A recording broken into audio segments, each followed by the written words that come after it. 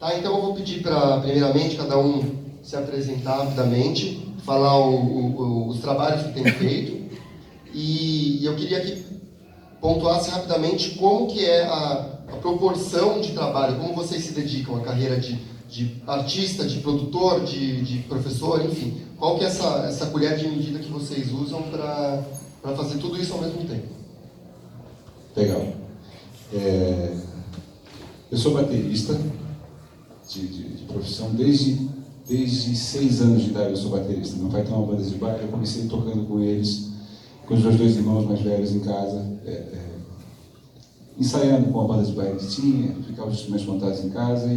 Então eu nunca pensei em ter outra profissão, né? Eu venho de Florianópolis e em Florianópolis... É isso mesmo que eu tenho que fazer? Me apresentando assim? Ou era uma coisa mais formal, assim, eu sou fulano. Tá. Mais direto. O que acontece? Florianópolis, eu saí de lá em 1992. A gente está falando aí de 26 anos, mais ou menos. Vocês não têm ideia da diferença de informação que a gente tinha em 92 para hoje, em qualquer cidade que não seja São Paulo ou Rio de Janeiro. Não só de informação, como de produção também, de qualidade musical, de qualidade de estúdios, as gravadoras não tem mais, mas produção você produz em qualquer lugar do Brasil hoje em dia. Então eu vim de Florianópolis para estudar em Campinas, na Unicamp. Era a única faculdade de música popular que tinha no Brasil. E eu fui, ainda não tinha, nenhuma turma tinha se formado, eu cheguei lá, eles estavam no 4º ano, então eu acho que eu estava vendo os professores aprendendo a serem meus professores de música popular, né? Era isso que estava acontecendo. Então por isso que eu falei que eu sou baterista. Lá eu não tive nenhuma formação de professor, só o contato que eu tive com aqueles professores, eu aprendi dessa maneira. O que eu faço além de ser músico? Sou professor também, né? Sou professor da Santa Marcelina, que é uma faculdade que tem em Perdizes. Fui professor da EMESP, que é a Escola de Música de Tom Jobim, do estado de São Paulo. Estou lá desde 2009. Eu acho que desde 2015 eu sou coordenador da aula de música popular e agora eu sou coordenador pedagógico. A gente não tem mais um coordenador de área, né? Então são várias funções que você vai aprendendo a fazer. Né? Por que aprendendo a fazer? Porque como eu não aprendi a ser baterista, como eu contei para vocês que eu aprendi na casa do meu pai, vendo e imitando, depois eu fui estudar, um pouco assim a minha formação como professor também, né? Eu ingressei na Santa Marcelina em 2006. Eu já dava aula particular, dei aula até na sua escola, você lembra? Foi uma das primeiras escolas que eu fui, a Borba Gato. E eu entrei lá sem nenhuma formação de saber como era um programa programa de aula, um programa anual. Fui aprendendo com os coordenadores, fui aprendendo com as pessoas. Também porque depois eu fui entendendo que lá na Unicamp as pessoas estavam aprendendo também. E eu acho que, sei lá quantos anos que a gente tem de música popular no Brasil, né? Estou falando só da música popular, não estou falando da música erudita. Mas eu acho que a gente está engatinhando e a gente ainda continua aprendendo. Não sei se vocês concordam com o que eu estou falando, né? A gente não tem tudo tão estruturado como, sem querer puxar o saco dos americanos, mas como eles têm uma tradição de, sei lá, 80 anos, não sei há quantos anos eles mexem com isso, né? Então, era para me apresentar, eu me apresentei. Eu sou baterista, sou professor, sou coordenador, sou compositor também, cuido da minha carreira, sou produtor, gravo os meus discos. Acho que o músico tem que fazer isso hoje em dia, né? Agora, não sei se é disso que vocês estão falando ou não, mas eu faço tudo com amor, é claro. Acho que ninguém faz qualquer coisa sem amor. A gente pode até fazer alguma coisa para o trabalho, necessidade, mas a primeira coisa que te coloca a movimentar, trabalhar com qualquer profissão que seja. Você pode falar, você é músico, você trabalha por amor. Acho que o médico tem que trabalhar por amor também, o engenheiro, todo mundo tem que trabalhar por amor, né? Mas mais do que o amor, eu tenho uma vontade de fazer bem feito. E tenho uma cobrança muito grande, que às vezes era boa e às vezes era ruim, de estar aprendendo o tempo todo. Me sinto aprendendo o tempo todo a fazer todas essas coisas. Bom, boa tarde, eu sou Lupa Santiago. Eu acho que eu trabalho com... tão difícil a gente dividir, né, tudo. Acho que a gente é uma soma de tudo isso. tenho uma carreira como guitarrista, música instrumental, tenho 20 discos lançados. Venho fazendo cada vez mais shows, né, internacionalmente. Agora, esse ano eu fiz 35 países. Tenho um programa na Rádio Dourado, sou coordenador da Faculdade Souza Lima desde 2000. Que mais? Eu lancei 3 livros também para a universidade. Enfim, acho que é bastante interessante também. Eu dirigi durante 10 anos a Associação Internacional de Escolas de Jazz, com sede em Haia, na Holanda. Essa foi uma experiência sensacional para mim também. Enfim, todas essas coisas, acho que elas resumem, elas se juntam, né? Acho que a gente faz, como o Heitor mesmo falou, a gente faz com tanto amor que não consigo separar muito o professor do músico, do educador. Eu acho que eu tive professores tão apaixonados que isso me influenciou muito também, assim. Então isso me dá essa gana de ser... Acho que todas as coisas dentro da música que eu aceitei, eu sempre aceitei quando eu tive muita paixão. Então tudo, mesmo o programa da rádio, que foi a mais nova, recente, agora faz 2 anos que eu estou completando na rádio, espero continuar bastante tempo. Foi uma paixão grande, assim, uma coisa, um desafio novo, uma coisa que eu também estou adorando, um outro lado da música, um outro lado que se atinge o ouvinte de uma outra forma. Enfim, acho que tudo isso aí se completa, mas tudo quem me levou foi a paixão. Lógico que depois tinha que vir o dinheiro, que tem as contas, eu não consegui pagar nenhuma com paixão, mas lógico que veio o dinheiro através da paixão. Eu sempre busquei isso daí, eu nunca consegui dentro da música fazer alguma coisa que eu não gostasse, porque eu acho que essa desonestidade ia refletir, né? Vai refletir para o ouvinte, seja ele do meu disco, seja ele do meu show, seja ele da rádio, seja o meu aluno, seja enfim. Então acho que essa parece um pouco blasé, parece um pouco romântico, mas é a grande verdade. Acho que a gente vai falar um pouco mais, né, sobre isso. Vou passar aqui. Boa tarde a todos, sou Sérgio Ciotti.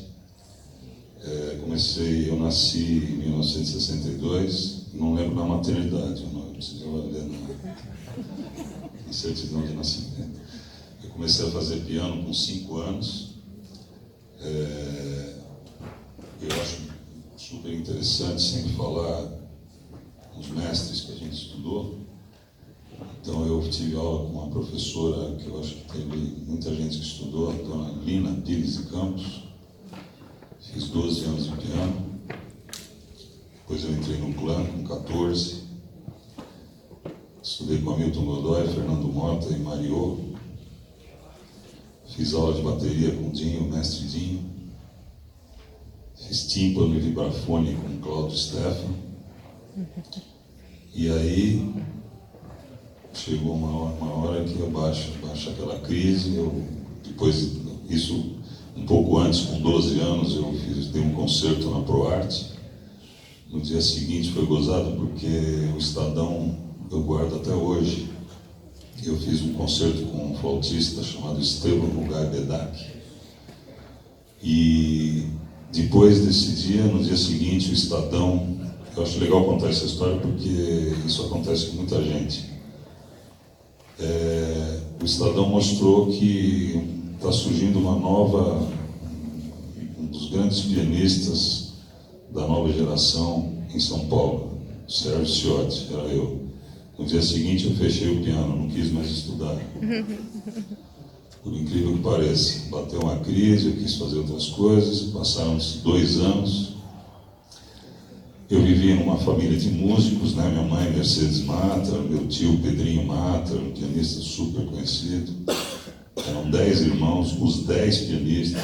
Então, o Derico, meu irmão, o Guto, meu outro irmão também é arquiteto, mas toca. Então eu vivi num mundo de música que mesmo tendo essa parada, não teve jeito. Aí aos 14 anos eu entrei no clã, que é uma escola que eu sou muito grato a tudo que eu aprendi com eles. Rosana Giosa está aí para falar o que significa o Centro Livre de Aprendizagem Musical. Na época era uma das, acho que era a melhor escola que tinha, né, em São Paulo, pioneira. Aí o que aconteceu? Eu fiz economia na PUC.